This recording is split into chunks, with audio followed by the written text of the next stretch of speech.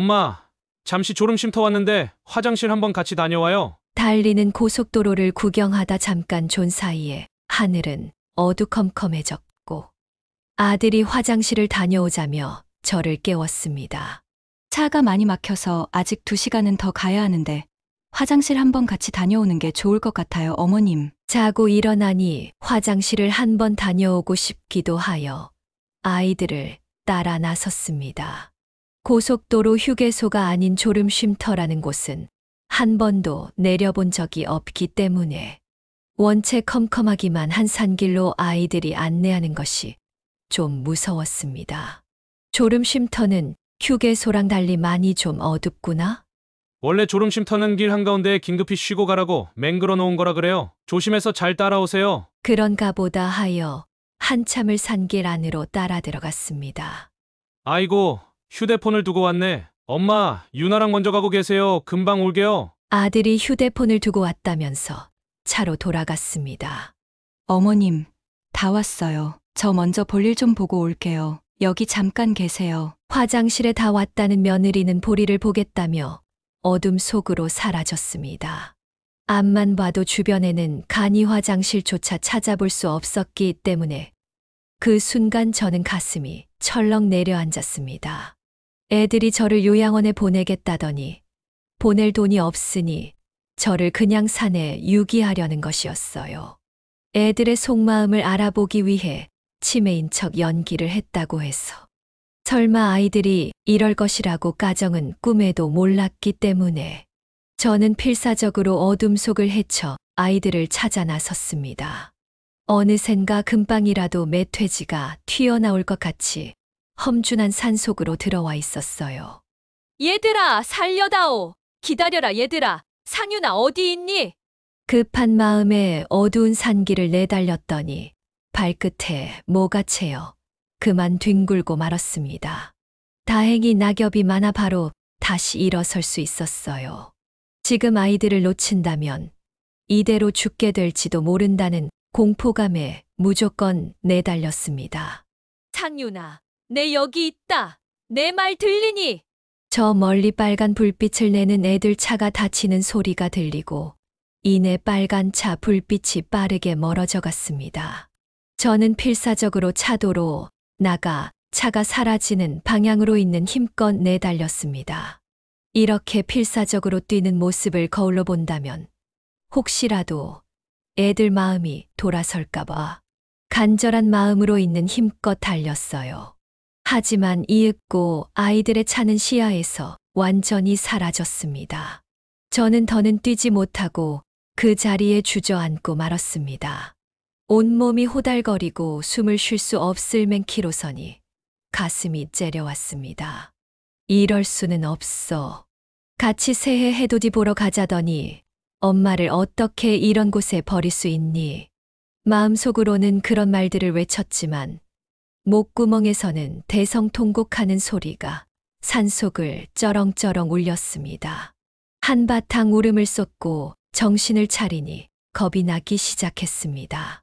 큰 소리로 울음소리를 낸다고 사람이 들을 리는 없을 것 같고 오히려 멧돼지가 나타나 잡아먹힐 것 같았어요. 애들이 버리고 간 길은 고속도로라더니 어찌나 차가 다니지 않는 길인지 1시간 가까이 앉은 자리에서 울고 있었는데도 차 한 대가 지나가지를 않았습니다. 웬만해선 차가 다니지 않는 도로도 아닌 곳에 버리고 가려고 계획을 세웠던 것이 분명했어요. 이대로 가다간 동이 트기 전에 야생동물에 잡아먹히거나 얼어 죽겠구나 싶었습니다. 한시라도 빨리 걸음을 옮겨 사람이 있는 민가를 찾아 나서야 했어요. 1월 1일 새해가 얼마 남지 않은 마지막 밤. 저는 그렇게 죽은 목숨이구나라는 생각으로 컴컴한 산길을 걷고 또 걸었습니다. 안녕하세요. 인생은 사연을 싣고입니다. 따뜻함이 넘쳐야 할 연말연시에 이 무슨 잔혹한 상황인 걸까요? 올해 연말연시가 유독 뒤숭숭하고 시끄러운데 이런 사연가정 받아보게 되니 정말 유감스러운데요. 아들 내외가 해돋이를 보러 가자고 해놓고서는 캄캄한 산에 어머니를 유기한 채로 도망갔다는 최복수님의 사연을 지금 바로 들어보겠습니다. 안녕하세요. 저는 올해로 70이 된 최복순이라고 합니다. 제가 얼마 전 당한 일을 이야기로 꺼낸다는 게 참 쉽지만은 않은데요. 누군가에게 털어놓지 않는다면 제가 너무 힘이 들어서 이렇게 사연 채널에 사연을 보내게 되었습니다. 세상에는 정말 말도 안 되는 일들이 실제로 일어나고 있습니다. 저도 제 자식이 부모를 버려버릴 줄은 생각도 못했습니다. 하지만 얼마 전 저는 새해 첫날 해돋이를 보며 버림받았습니다. 부디 제 이야기를 들어주세요. 제가 45쯤 되었을 때일까요? 저희 가족에게 엄청난 비극이 찾아오고 말았습니다. 남편과 첫째 아들을 교통사고로 잃고 말았어요. 첫째 아들이 학력고사를 보는 날 비가 억수같이 내렸는데 그만 덤프트럭과 사고가 나고 말았었죠. 저희 집은 시골에 있었던지라 구불구불 산 길을 운전해서 다녔는데 비가 많이 오는 날 비탈길에서 덤프트럭과 사고가 나는 바람에 안타깝게도 두 사람을 모두 한 번에 잃고 말았습니다. 엄마, 오늘 시험 최선을 다해서 잘 치고 올게요. 시험을 잘 보고 오겠다며 아빠 차를 타고 씩씩하게 나섰던 아들은 제 아비와 함께 차가운 주검으로 돌아왔습니다. 중학생이던 둘째 아들 상유는 그 나이에 상주가 되어 장례를 치렀습니다. 남편을 보내고 나니 아이를 혼자 키우는 것이 무척이나 힘들었습니다. 낮에는 시장에 나가 텃밭에서 캔 농작물을 팔고 밤에는 주점에서 음식을 맹글고 몸을 하루 종일 굴려야 겨우 생활비가 나왔었어요.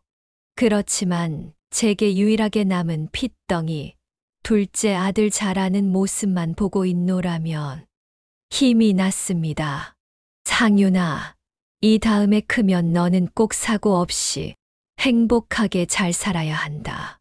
둘째가 잠들어 있을 때 아들의 얼굴에 보며 혼잣말을 되뇌이곤 했습니다. 아들은 공부도 열심히 하고 씩씩하게 잘 자라주었습니다. 어느덧 장정이 된 둘째 아들이 유나라는 여자 한 명을 집으로 데리고 왔습니다. 방댕이가 보일 듯이 짧은 치마에 가슴골이 드러나는 옷을 입은 모습이 제 눈에는 좋게 보이지 않았어요. 읍내에 나가보면 요즘 애들이 원체 선정적으로 입고 다니는 것이야 알았다만 아들이 데리고 온 처자가 그러고 있으니 꽤나 당황스러웠죠. 머리 아플 만큼 향수 냄새를 두르고 있던 그 아이는 허름한 시골집이 마음에 안 들었는지 표정이 좋지를 않았어요.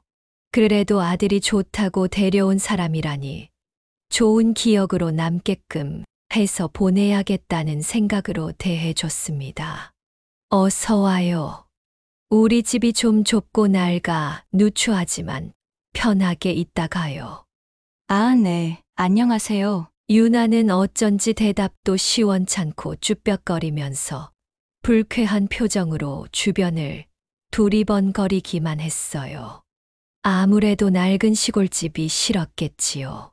대단한 건 아닌데 엄마가 급하게 준비한다고 전 좀 부쳤는데 이리 와서 좀 먹거라.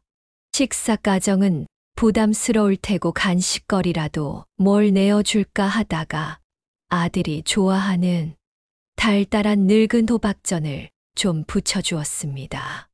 그런데 웬걸 유나는 식탁 근처로도 오지 않는 것이었어요. 혹시 호박을 안 좋아해요? 아니요. 그게 아니라 상윤이 유나를 데려오려고 가까이 가니 유나가 상윤에게 뭐라고 귓속말을 속삭이더군요. 귓속말을 하며 잔뜩 찡그린 표정의 시선은 저를 향해 있었죠. 엄마, 유나가 제 방에 들어가서 먹을 수 있냐고 물어보네요. 유나는 기분 나쁜 표정으로 코를 부여잡고 있었어요. 아무래도 시골집이다 보니 담가놓은 장 냄새가 날 수도 있었겠지요. 아들 방으로 들어가면 좀 덜 날까 하여 그러라고 했습니다. 방음이 잘 안 되는 시골집이다 보니 저들끼리 들어가서 하는 소리가 제 귀로 새어왔어요. 오빠 방바닥이 왜 이렇게 찐덕거려? 앉지를 못하겠잖아. 아, 그래, 그럼 이거 내 옷 깔고 앉아. 아니, 그리고 집에서 왜 이렇게 청국장 냄새가 많이 나? 그래? 난 이 집에서 자라서 그런가 잘 모르겠는데. 그래도 저는 맛있네. 냄새나는 부엌에서 조금이라도 떨어져 있으려고 방으로 음식을 들고 들어간 것이 맞았어요. 아차, 내 정신 좀 봐. 전과 같이 먹을 식혜, 그리고 양파장아찌를 함께 내어준다는 것을 깜빡한 것이었어요. 얘들아, 잠깐 들어가도 되겠니? 속닥속닥 이야기를 나누던 방 안에 순간 정적이 흘렀습니다.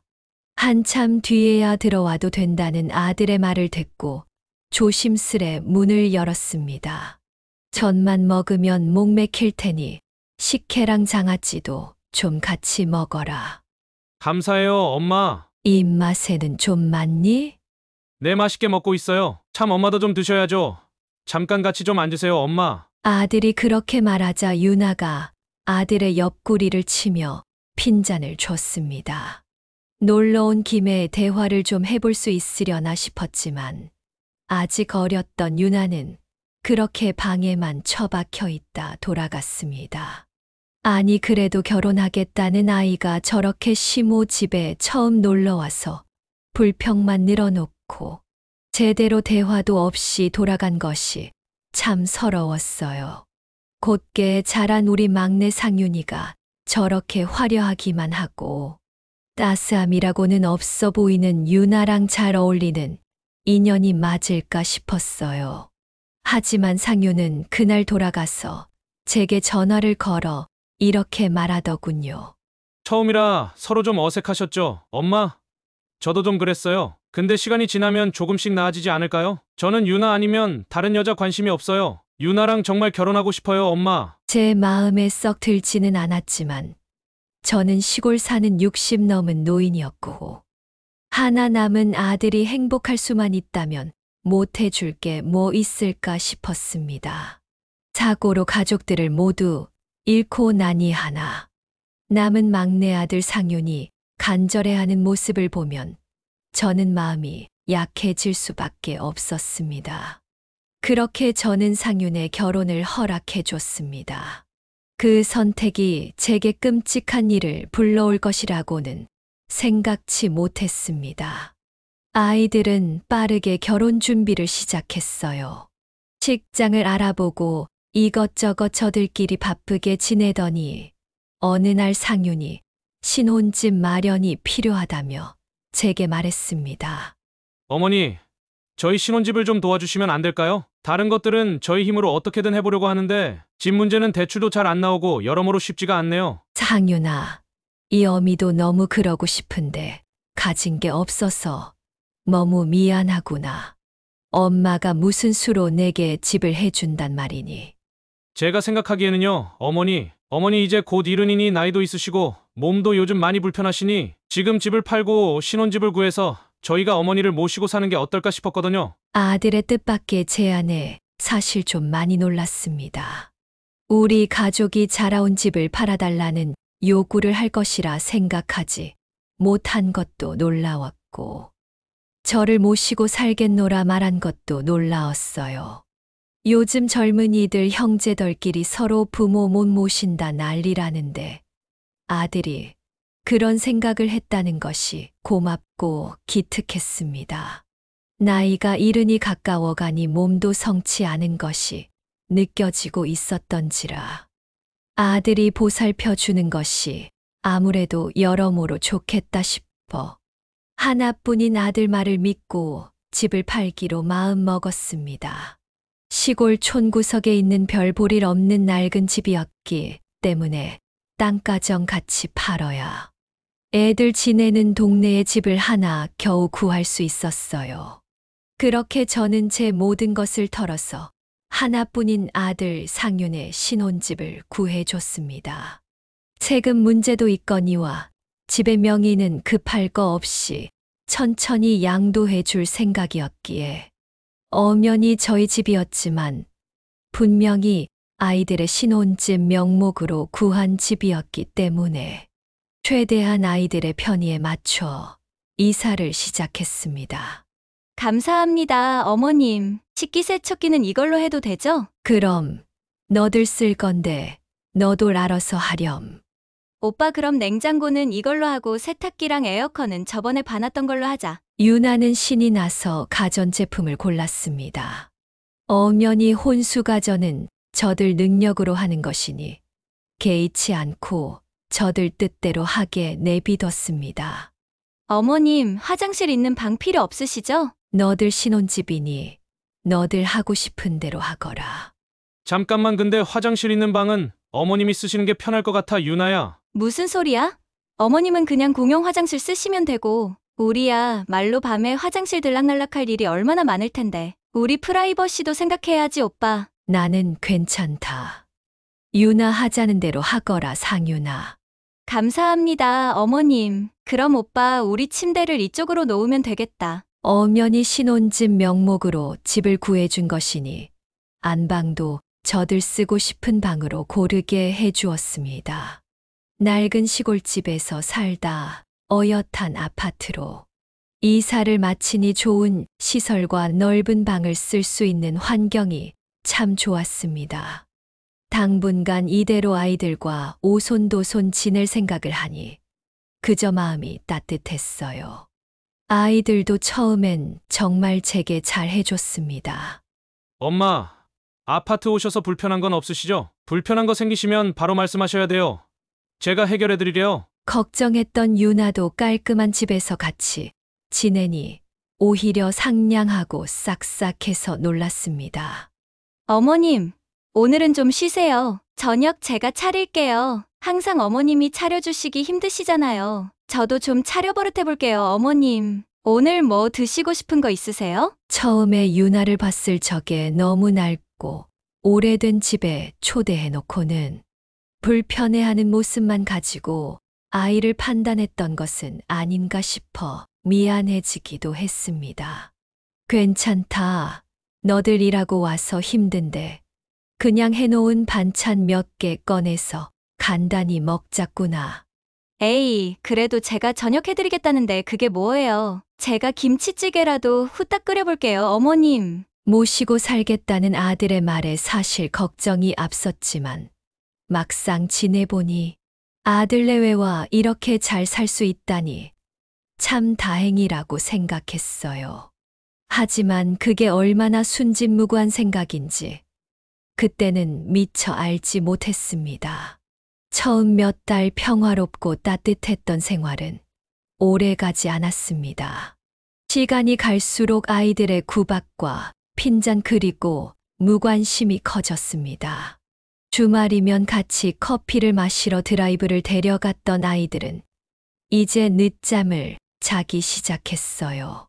아이들 늦잠 자는 새에 배가 고파지는 날이 많아지자 제가 다시 냉장고에 반찬을 채워놓는 경우가 많아졌습니다. 거기 가정은 애들 일하느라 바쁘고 지치니 응당 그럴 수 있다고 생각했어요.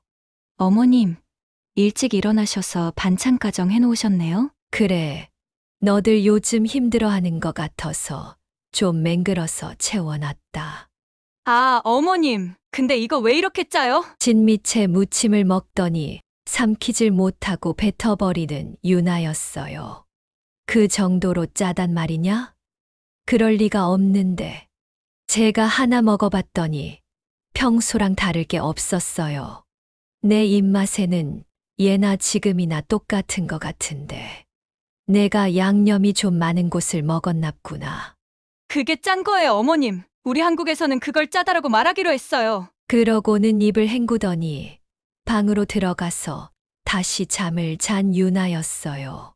대체 반찬이 어디가 짜다는 건지 저는 정말 몰랐지만 그날 저녁 아이들은 배달 음식을 잔뜩 시켜 먹고 남은 것을 냉장고에 줄을 지워놨습니다. 제가 해놓은 반찬은 저 안쪽에 깊숙이 처박혀서 제가 꺼내 먹고 싶어도 애들이 가로막아 놓은 배달 음식을 죄다 꺼낸 다음에서야 반찬들을 꺼낼 수 있었어요. 어느 날은 애들 없을 때 청국장이 먹고 싶어서 혼자서 맛있게 끓여 먹었습니다. 볼일을 마치고 집으로 돌아온 유나가 헛구역질을 했습니다. 아, 오빠.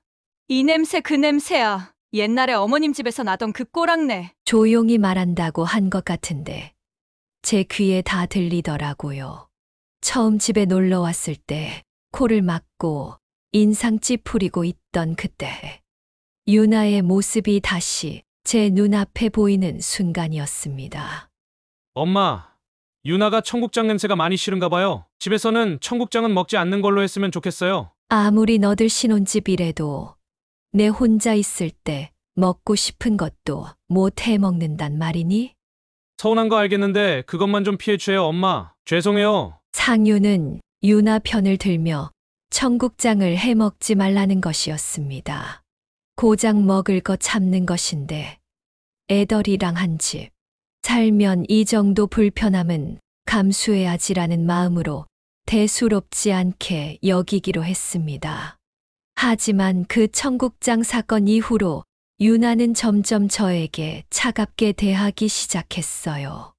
어머님, 빨래 개지 말라니까.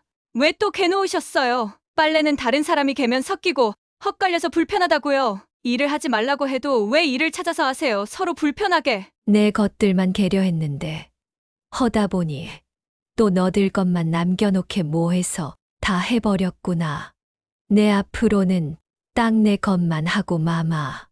아니요. 그냥 앞으로는 아예 빨래를 따로 하는 걸로 해요. 안 그래도 어머님이랑 살림 합친 뒤로 자꾸 제 옷에서 할머니 냄새 나는 것 같아서 찝찝했는데 잘 됐어요. 이번 기회에 빨래는 아예 따로 하는 겁니다. 냄새에 민감한 유나가 저 옷에서 할머니 냄새가 난다니 빨래를 따로 하지 않고는 별 수가 없었어요. 그것도 같이 살면서 겪을 수 있는 불편함 중에 하나일 수 있다고 생각했습니다.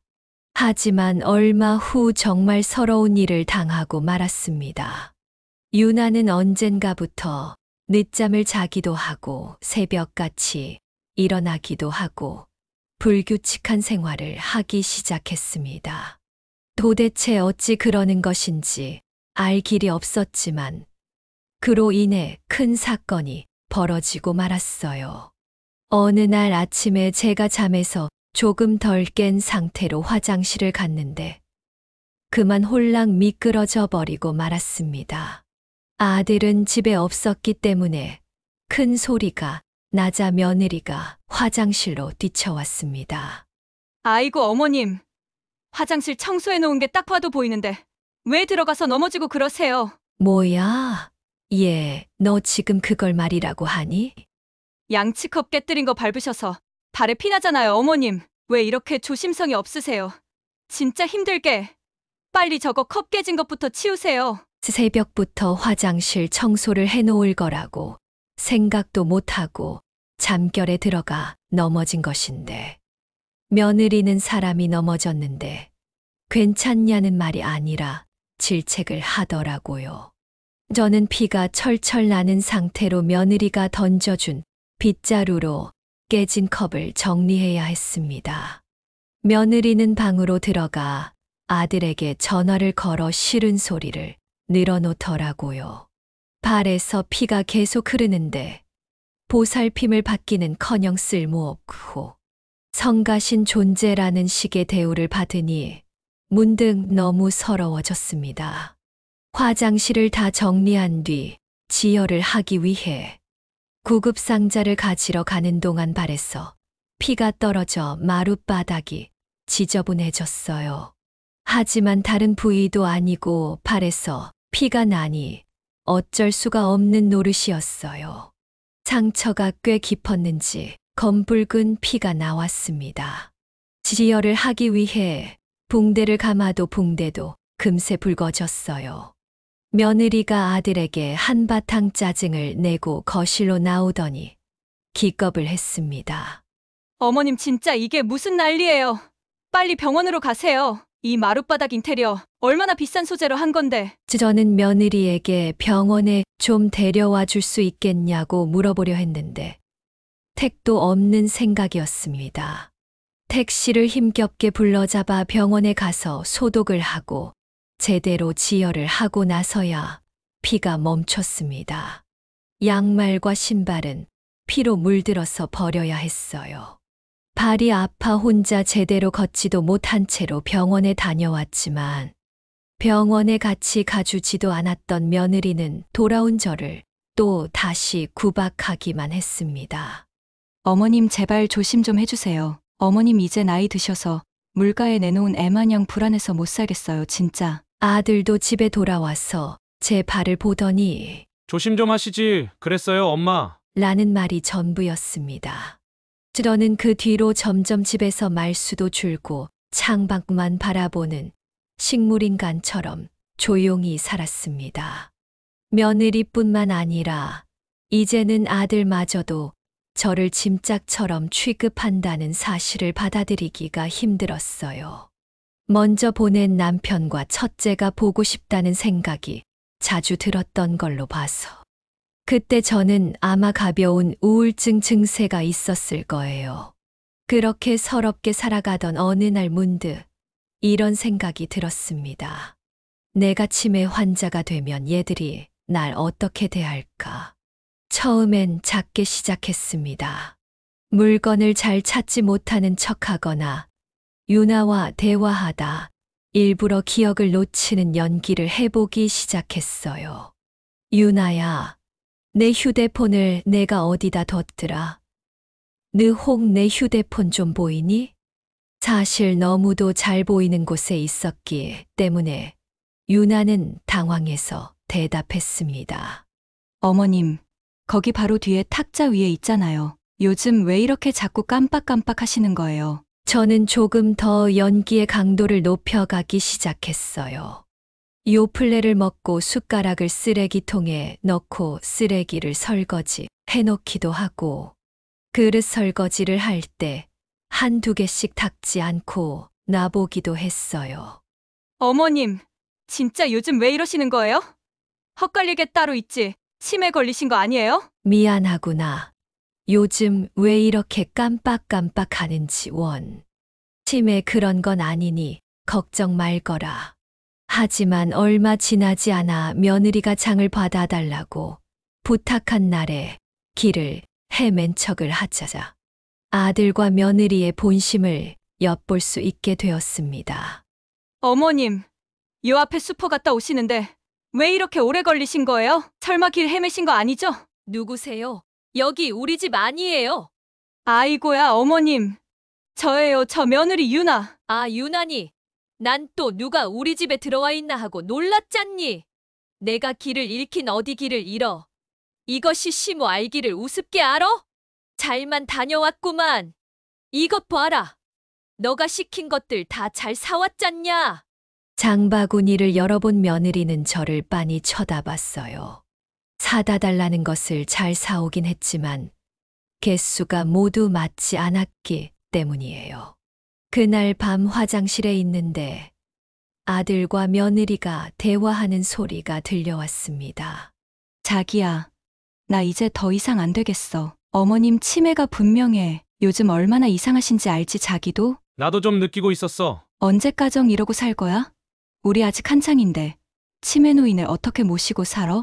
요양원이라도 보내자는 말이야. 그래야지. 그럼 나 솔직히 말하면 어머님 치매가 아니었어도 같이 사는 거 너무 불편했어. 집에서 자꾸 할머니 냄새 나고 옷에서 할머니 냄새 나고 할머니 냄새 나는 속옷 입고 자기 옆에서 부비적대는 게 얼마나 기분 더러운지 알아? 말 나온 김에 다 말하자면 나 진짜 밤에 할 때마다 소리도 시원하게 못 내고 진짜 답답해 죽겠다고. 나도 유나랑 밤마다 시원하게 못 치고 사는 건 너무 아쉬운데 요양원에 모시는 거 돈이 한두 푼 들어가는 것도 아니고 지금 우리 형편에는 아직 힘들어. 아니 빚을 져서라도 일단 요양원에 넣어놓은 다음에 이 집을 뺐으면 되잖아, 바보야. 어떻게 그렇게 가정해, 유나야. 일단 진정하고 이리 와봐. 많이 서운했어? 아, 오빠. 그래, 나 좀 그렇게 시원하게 만져달란 말이야. 아, 좋아.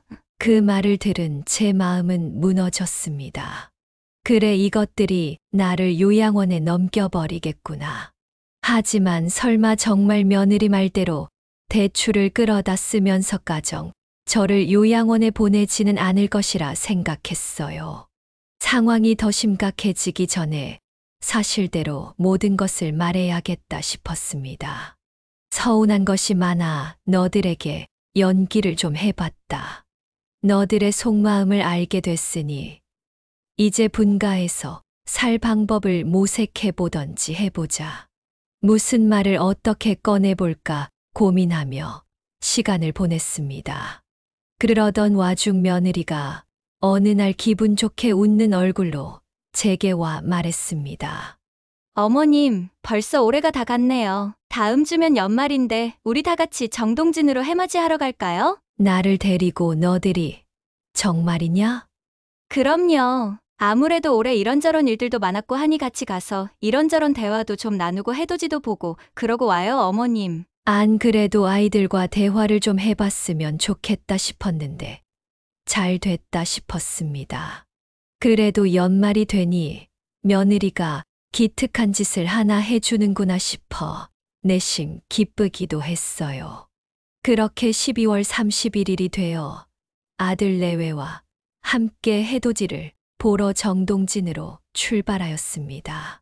숙소에 가서 아이들과 한 해를 마무리하며 하고 싶었던 말을 꺼내볼 생각에 긴장이 되기도 하고 기대가 되기도 했어요.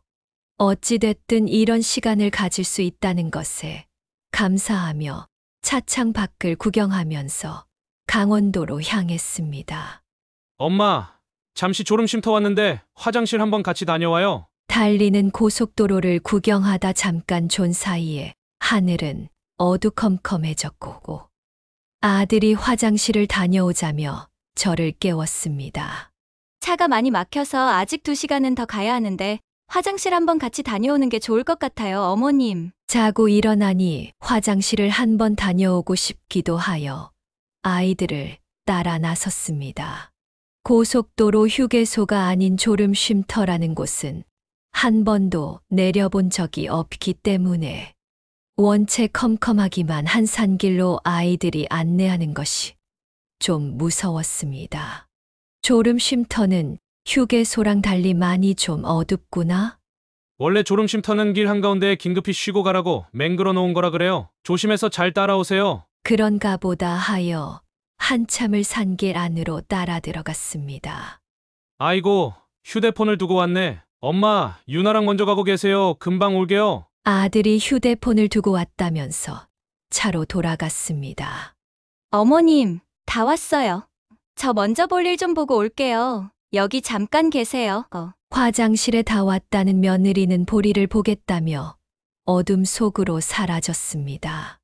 앞만 봐도 주변에는 간이 화장실조차 찾아볼 수 없었기 때문에 그 순간 저는 가슴이 철렁 내려앉았습니다. 애들이 요양원 보낼 돈이 없으니 저를 그냥 산에 유기하려는 것이었어요. 치매 연기를 한다고 설마 애들이 이럴 것이라고 가정은 꿈에도 몰랐기 때문에 저는 필사적으로 어둠 속을 헤쳐 아이들을 찾아 나섰습니다. 어느샌가 금방이라도 멧돼지가 튀어나올 것 같이 험준한 산 속으로 들어와 있었어요. 얘들아, 살려다오. 내 잘못했다. 기다려라, 얘들아. 상윤아, 어디 있니? 급한 마음에 어두운 산길을 내달렸더니 발끝에 뭐가 채여 그만 뒹굴고 말았습니다. 다행히 낙엽이 많아 바로 다시 일어설 수 있었어요. 지금 아이들을 놓친다면 이대로 죽게 될지도 모른다는 공포감에 무조건 내달렸습니다.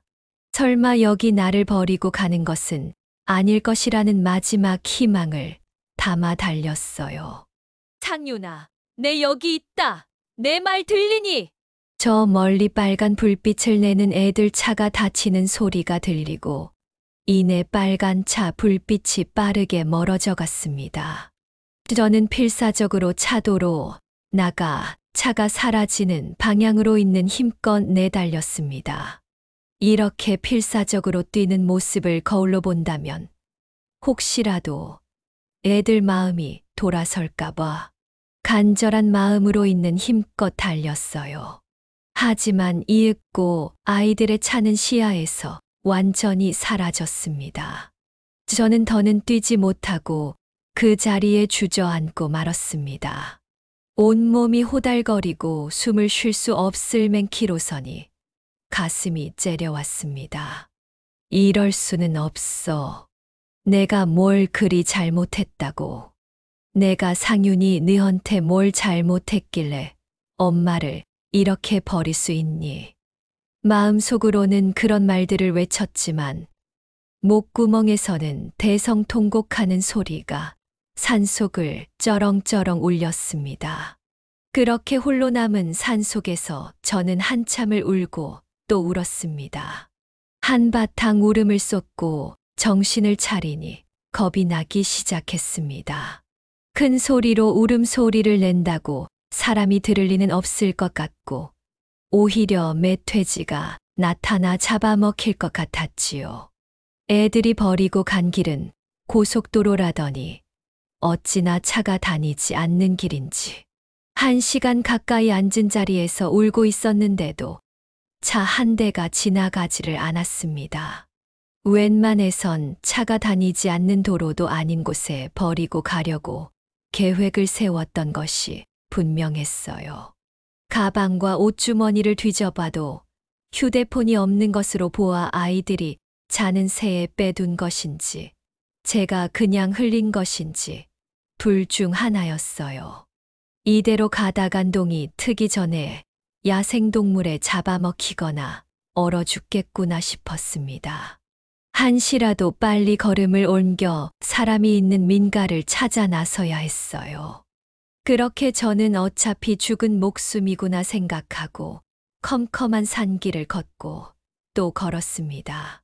12월 31일 한 해의 마지막을 그렇게 겁에 질린 채로 수시간을 걸으니 겨울밤 공기가 너무 차가웠어요. 아니 어쩌면 이미 12시가 넘어 새해 1월 1일이었을지도 몰랐겠어요.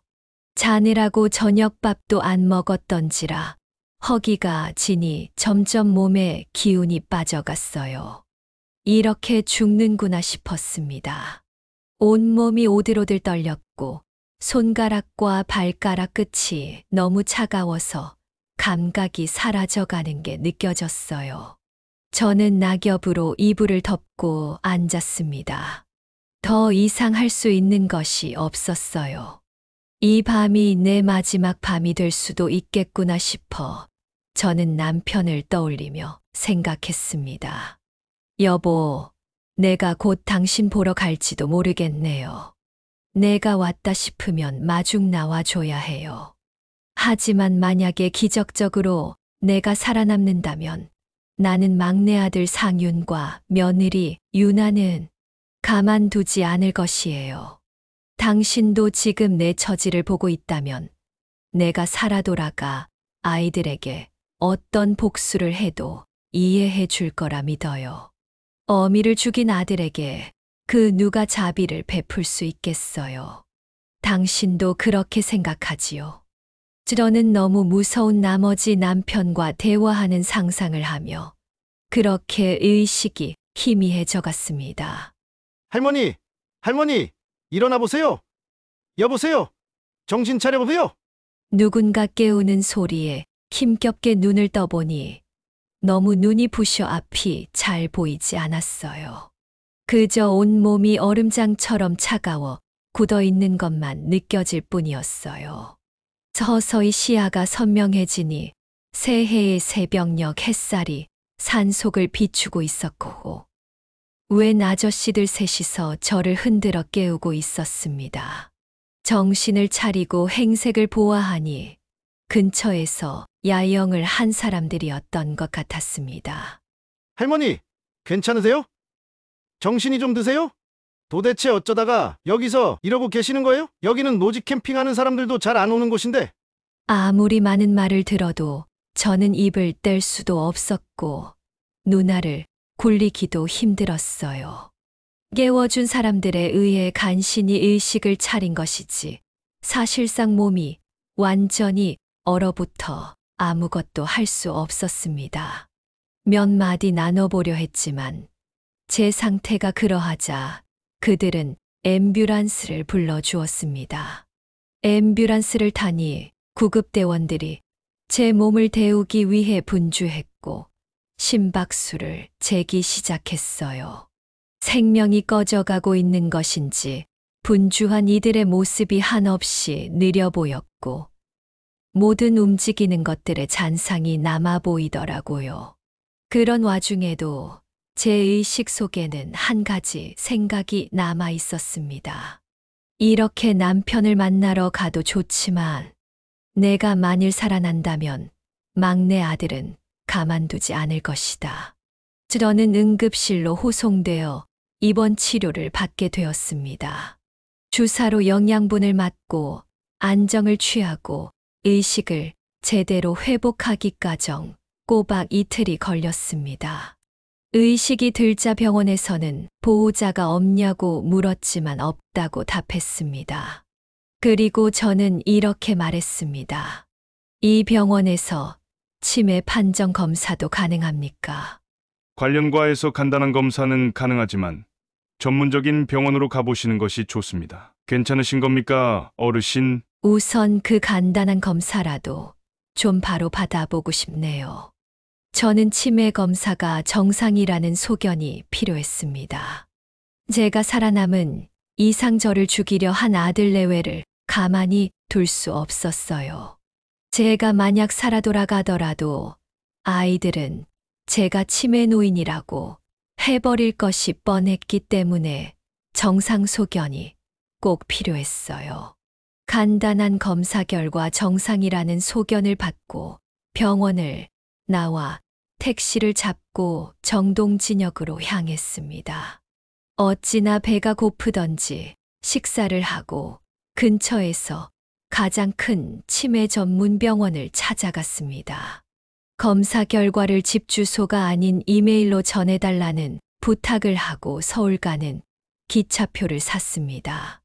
핸드폰이 없었기 때문에 모든 것을 직접 발로 뛰어야 했습니다. 서울에 도착해서 일주일 정도 묵을 숙소를 찾았고 검사 결과가 이메일로 오기를 기다렸습니다. 그리고 새로운 휴대폰을 바로 개통한 후 저는 부동산을 찾아갔습니다.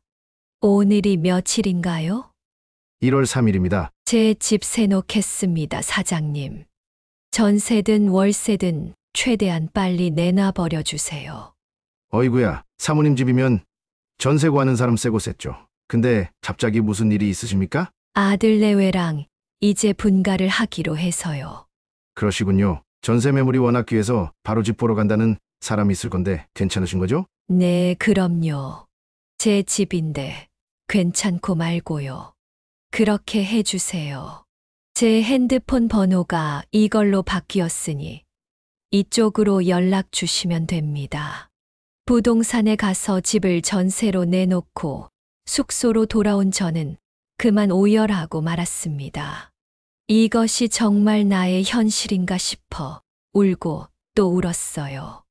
먼저 간 남편이 생각나 그냥 남편 곁으로 가버릴까 싶은 생각이 들기도 했어요. 창문 밖으로 뛰어내려 볼까 싶어 창문을 열기까정 했습니다. 하지만 어찌나 바람이 강하게 불어 저를 방 안으로 밀어넣는 것인지 생각을 고쳐먹게 되었습니다. 마치 하늘에서 지켜보던 남편이 거센 바람으로 저를 말리는 것 같은 기분이었어요. 여보, 내가 어떻게 해야 하는지 말해줘요. 아이들에게 복수하겠다고 그렇게 마음을 먹었는데도 막상 그렇게 하려니 왜 이렇게 눈물이 나는지 모르겠어요. 새해의 시작을 아들 내외와 해돋이로 시작할 줄 알았지만 현실은 아들의 배신과 유기 및 살인 미수와 함께라는 현실이 참 슬펐습니다. 제가 의지할 수 있는 것이라고는 하늘을 올려다보며 사별한 남편과 대화하는 것뿐이었어요. 흐리던 날씨는 이윽고 눈가정 오기 시작해서 매서운 눈보라가 창문으로 쏟아져 들어왔습니다. 나보고 뛰어내리지 말라고 얘기하는 거예요. 당신 곁으로 가고 싶다는데 마중을 나오는 게 아니라 이리도 매정하게 현실로 날 다시 밀어넣는다고요? 뭐라고 대답 좀 해봐요. 뜨거운 눈물을 흘리며 저는 생각했습니다. 마음을 굳게 먹고 아들 내외를 벌한 뒤 내게 펼쳐질 인생에는 무슨 의미가 남아있을까? 답을 알지 못하겠는 혼란스러움 속에 새로 개통한 휴대폰 전화벨 소리가 울렸습니다. 번호를 아는 것이 부동산밖에 없으니 집 관련된 소식이었겠지요. 여보세요. 엄마! 이게 지금 뭐 하시는 짓거리예요? 당장 집 내놓은 거 철회 안 하세요? 상윤아, 너는 아직도 정신을 못 차렸니? 아니 무슨 부동산에서 갑자기 집을 보러 오는 게 이게 뭐 하자는 거예요 지금? 핸드폰 번호 바뀌었다길래 제가 전화해서 따지려고 알려달라고 해서 전화한 거예요. 상윤아, 따지게 아니라 지금 너가 내게 사과부터 해야 하는 거 아니겠니? 넌 날 죽이려고 했어, 아들아. 해맞이를 하러 가자더니 나를 산에 유기했다고, 이놈아. 내 우연히 발견한 사람들 아니었으면 내 그대로 얼어 죽었을 거라고, 이 녀석아. 아니 엄마 치매잖아요. 제가 요양원 보내드릴 돈이 당장 없어서 그건 죄송한데요. 치매면 그냥 얼어뒤지든 요양원에 처박혀 썩든 알아서 하시고 저희 이제 좀 편하게 살자고요. 너 말 다 했어. 어찌 사람이 놓은 자식이 사람한테 그런 소리 할 수 있단 말이니? 됐고 치매 노인 정상적인 사고 판단 안 되시는 걸로 해서 집은 저희가 접수할 테니까 그런 줄로 아세요. 어디 집을 갑자기 새를 놔요. 새를 놓기는. 라고 하더니 아들놈은 전화를 끊어버렸습니다.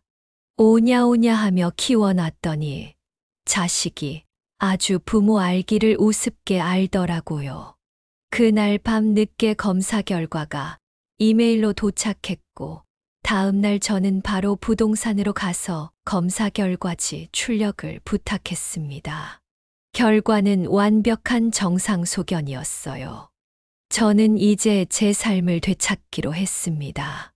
아들에게 전화를 걸어 저는 말했습니다. 부동산에 가보면 내 치매 검사 정상 판정 받은 검사 결과 서류 확인해 볼 수 있을 게다. 나는 내 집을 아직 너들에게 명의를 넘겨준 적 없고 엄연히 나의 집이다. 나는 내 집을 새 놓을 생각이니 한 달 내로 지낼 곳을 물색하여 집을 비우거라. 엄마! 아 진짜 이게 미쳤나? 야! 어쩌다 제가 자식을 이렇게 키운 것일까요? 저는 피땀 흘려가며 아들 혼자 키우느라 고생한 죄밖에 없다고 생각하는데 제가 무언가 아이를 부족하게 키운 것일까요? 제가 자식에게 왜 이런 대우를 받아야 하는지 대관절 그 이유를 모르겠습니다. 아들과의 통화를 마치고 이렇게 사연을 적고 있으니 눈물이 멈추지를 않네요. 사실 아직도 집 내놓은 것을 철회하고 아들과 다시 대화를 해봐야 하나 싶기도 하고 마음이 너무 혼란스러워서 잠도 도무지 오지를 않습니다. 여러분, 저는 대체 어떻게 해야 할까요? 여러분들은 이 천인공로할 자식놈을 용서할 수가 있다고 생각하시나요? 저는 아무리 마음을 굳게 먹고 애들을 벌주려고 해도 잘 되지가 않네요. 여러분들이 조언과 응원의 댓글을 남겨주신다면 제 마음의 짐을 조금 덜 수 있으려나 싶어 이렇게 사연을 적어봤습니다. 지혜롭고 해안을 가지신 여러분들의 말씀을 가슴 깊이 새겨듣고 감사히 참고하도록 하겠습니다.